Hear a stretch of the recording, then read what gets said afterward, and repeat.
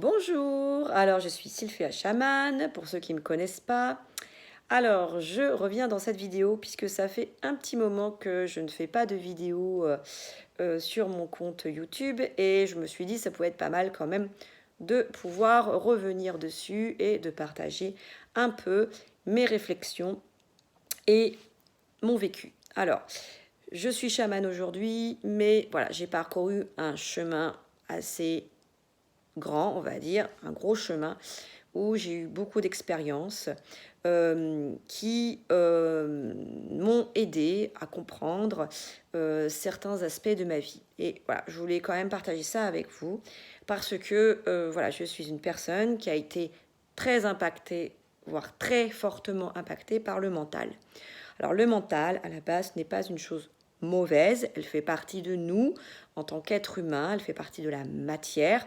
On va dire que le mental, c'est aussi une sorte de principe de survie. Alors, est-ce qu'on peut dire que les animaux ont un mental?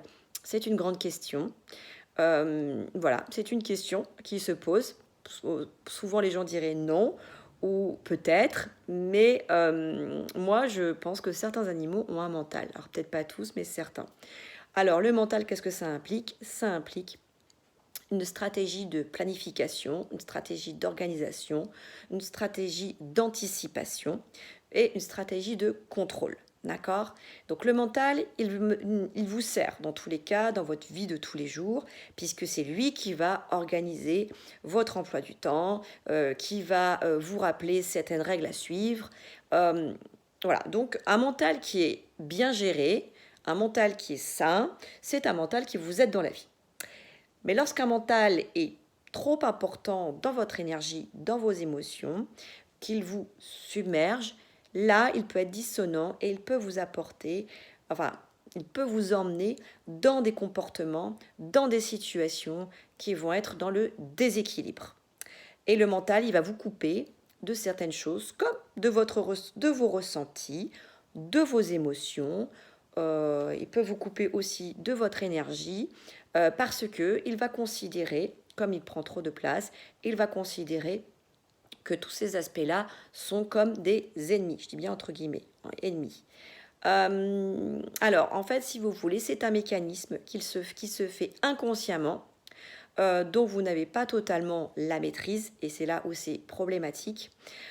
Pourquoi ce mécanisme se met en place? Eh bien, souvent, son origine est liée à l'enfance par rapport à des traumatismes que vous avez sûrement vécu dans la petite enfance, l'enfance et l'adolescence. C'est à cette période-là où le cerveau est en plein développement et en plein de construction. Je rappelle que le cerveau, il termine de se développer uniquement à 25 ans. Donc vous imaginez bien que tout ce que la personne vit depuis qu'elle naît jusqu'à ses 25 ans, c'est très important. C'est, on va dire, l'origine de tout. Voilà, c'est vraiment, si un enfant n'est pas éduqué de manière bienveillante et qu'il vit des traumatismes terribles durant toute cette période-là, ça peut avoir, disons, des impacts très négatifs dans sa vie d'adulte. Donc, voilà, c'est quelque chose qui est vraiment à bien prendre en compte. Le mental, lorsqu'il est dans l'équilibre et qu'il est sain, il est là pour vous aider. Mais lorsqu'il est dans la dissonance, il ne va pas vous aider, il va surtout vous bloquer et vous empêcher d'avancer et de progresser vers un véritable travail sur soi. Donc ça, c'est vraiment très important. Au départ, ce mental, il vous a servi. C'est pas non plus quelque chose qu'il faut rejeter complètement, c'est quelque chose qu'il faut aussi accueillir. Pourquoi? Parce que lorsque un enfant vit des traumatismes importants, des traumatismes assez terribles, il développe un mental qui va lui permettre de se protéger justement de l'extérieur, soit de sa famille, soit d'autres personnes. Ça peut être des enfants d'école, ça peut être dans d'autres cas, parce qu'on peut parler aussi de l'harcèlement scolaire par exemple, donc ça peut être dans les enfants d'école, soit d'autres personnes adultes qui vont l'environner. Donc il va développer un mental qui va lui permettre de se protéger de l'extérieur. Donc ça implique que du coup, que cet enfant qui va développer ce mental particulier va grandir plus vite que les autres.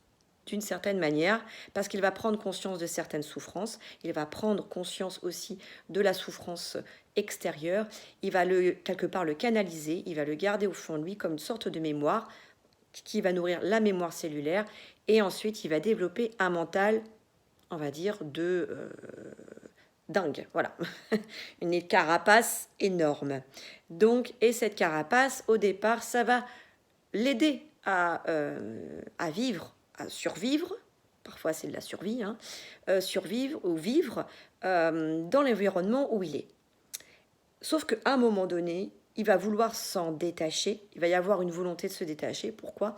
Parce que peut-être qu'au bout d'un moment, cet enfant, cet adolescent devenu adulte voudra en fait vivre une vie où il va pouvoir expérimenter des choses nouvelles, il va vouloir revenir à ce qu'il est à l'origine, comprendre qui il est, et que en fait cette carapace lui a juste permis de survivre et de vivre, mais finalement de ne pas véritablement se connaître.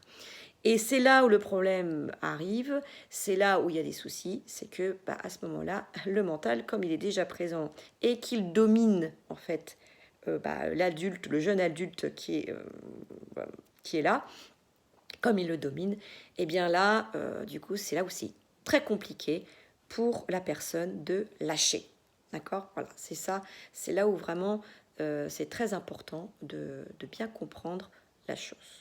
Je termine la vidéo pour pas qu'elle soit trop longue, mais si vous voulez en savoir plus, je vous invite à voir ma deuxième vidéo.